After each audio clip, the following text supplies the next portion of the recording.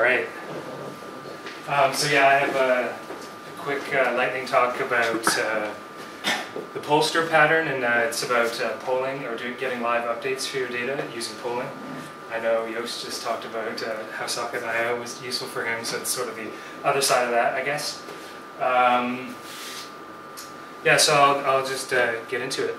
So the first thing probably that everybody asks me is, why are you using polling and why aren't you using Socket.io? So yeah, I mean, I started using this pattern. I used it in a small project where we had a legacy backend. Their backend didn't support Socket.io. We wanted to tie into the users already existing. So it didn't make sense actually to use Socket.io and redo their the whole backend architecture just for a small amount of users or a small amount of traffic, and yeah, for just this small feature that they wanted. So yeah, thankfully we decided on polling was the right answer for this specific project, and later I was justified when I listened to the Jabber talk, and Guillermo Roach, the creator of Socket.io, said this in the talk, quote unquote, polling actually makes sense in certain scenarios. Now, of course, quotes can be taken out of context, so I encourage you to just listen to this talk if you have to do anything to do with real-time updates or live updates for your data. It's a really great episode, and there's lots of background and lots of discussion on when polling would make sense and when it wouldn't.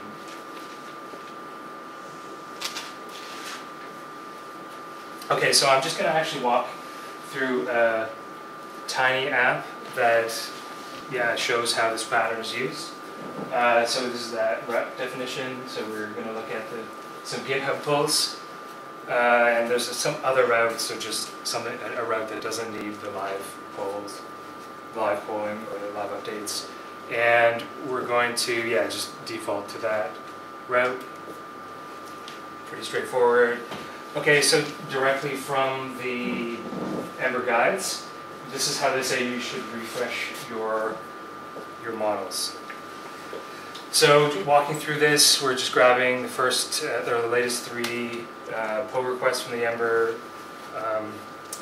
GitHub repo. We have an action to invalidate the models, and that just calls the route refresh. And they abstract at one level in their example as well. And I actually like this, where on the controller they have a get latest action, which in turn sends the invalidate model action. And I like that abstraction because it, something like it converts or changes something like invalidate model, which is a pretty technical thing that's happening on the route, to something more semantic that's happening in the controller's context. Yeah, get the latest. So seems reasonable. I like that. Okay, now to the polling part. So yeah, everybody knows, or probably everybody knows in JavaScript you use set interval to set a periodic action. However, we have an issue, or the issue we need to sort out is how we're going to get access to the controller or the route to do this send invalidate model, or to send the invalidate model action. So yeah, essentially, where do we do this? So in comes the Pollster pattern, and I got this when I was searching on how to implement the solution. I found a nice blog post on this topic by Joe Farini, and this is what he presented. So he abstracted out set interval a little bit and clear interval to make a sort of mini small API stopping and starting polling, and the on poll action or function is where we would do, of course, our work. But we still have the problem of where we're going to actually, how do we get access to the controller or the route to actually send the action that we want to send. So I liked this abstraction.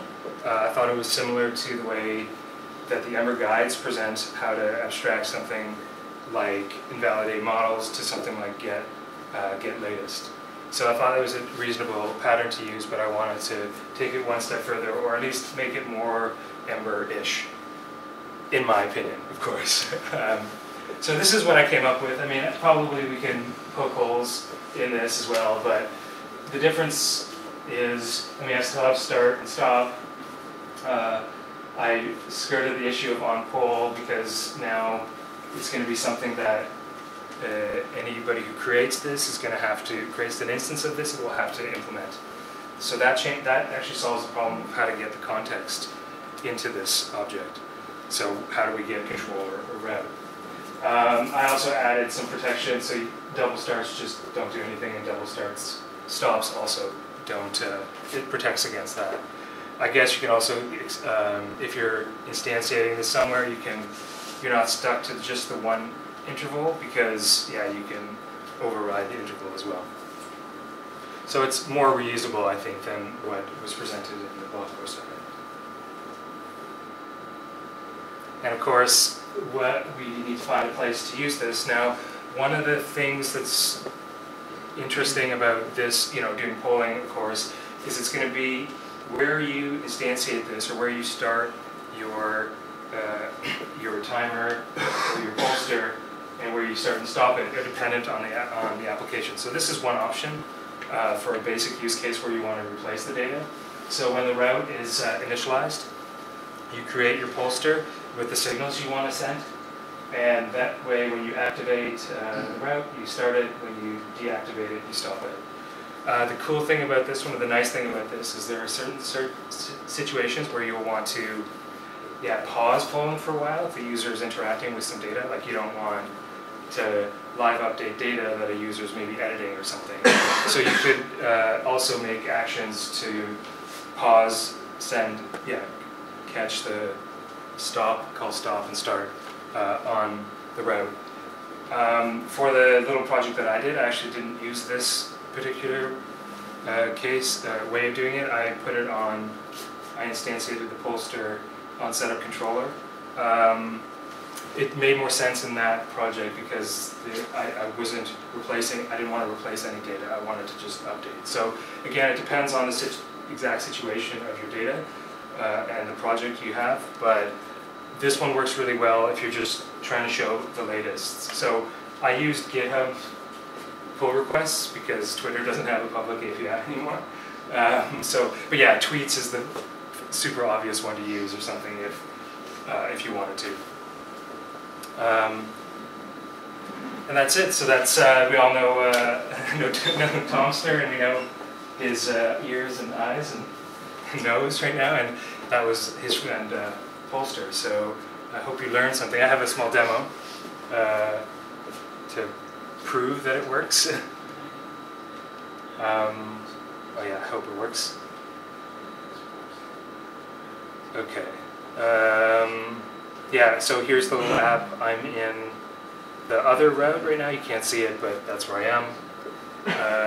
And nothing's happening. When I switch to my GitHub pull, oh, okay, there's a new one. If I'm really lucky, there'll be a pull request in the next 5 seconds. Probably there won't be.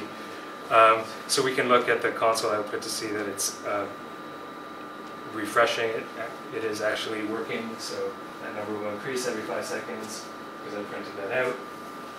I also can call get latest directly if I want to do something that's not being pulled. And when I go back to the other route, it should stop, so this shouldn't go higher than 2 right now because, of course, polling is stopped. So yeah, basically it works. All right, that was my short, not so in-depth talk.